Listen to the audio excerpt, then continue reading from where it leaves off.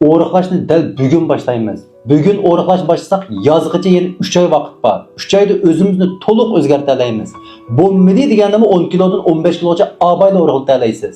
Eli chag'andan keyin o'riqlayman. Eli ovoz sig'anda o'riqlayman. Uchoqda o'riqlayman, buchoqda o'riqlayman. Eli mushkinga ekaldigan so'zib bana sabab izlab yurib. Endi bana sabab topmaymiz. Erta o'gin degan gapni qilmaymiz. Bugunning o'zida boshlaymiz. Cho'qim o'riqlay olasiz.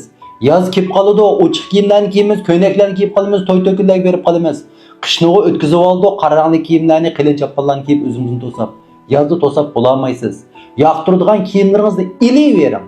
Es nomerlik kiyimlarni ip qo'yavering, xotirjam bo'ling. 3 oydan keyin cho'qim kelaysiz. Men o'zim yo'lda qilaman. Ertaga qat'iy olib qo'ymaymiz. Tomoqni yeb turib, shu vaqt tomoqni yeb turib, o'zimiz yoqtiradigan narsalarni yeb turib, ig'ir harakat qilmay, faqat og'izni muvofiq boshqarib, darslarni yaxshi anglab, night ilmiy, night rahat holatda o'riqlaymiz. Sizni qanday qaytishni bilanmidik ma'lum degan do'stlar, boshpatga kirsangiz Rinat degan bir xat bor. Shuni bir ko'rib qolsangiz bo'ladi, juma.